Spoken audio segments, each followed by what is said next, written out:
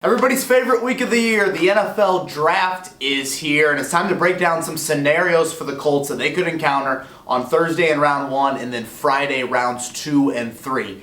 Now, obviously, a little bit more difficult to predict how the flow of the draft will be for the Colts compared to where they selected last year, 6 overall, with drafting 26 overall in round 1. But let's give it a try.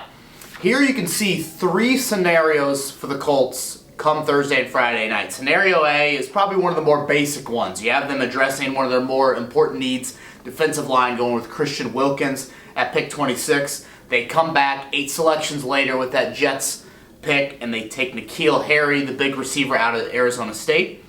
And then with their own second-round pick, number 59 overall, they take Darnell Savage, a fast rising safety out of Maryland. Scenario B addresses, I think, more of the trench need along with safety, and probably is the most maybe Chris Ballard-like draft you could see from him.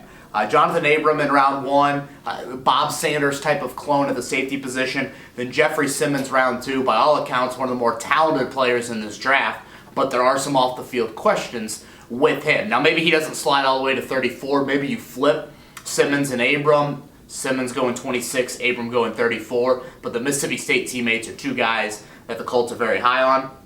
And then they go with Caleb McGrady here at pick 59. There is a heart condition issue with Caleb McGrady that I think is a bit of a worry, but I think offensive tackle is a need that this team could address at some point in the draft. And then scenario C, that is stockpiling picks. And we heard Chris Ballard earlier in the week mention that when you get into this 2019 draft and you get to about the middle of the first round, that could look very similar to the sort of talent you would see in the second or even early in the third. So if you can trade back, and here you're trading back with the Houston Texans and you're getting picks 54 and 55, that would mean you can cross off about 4 needs off your list in the second round.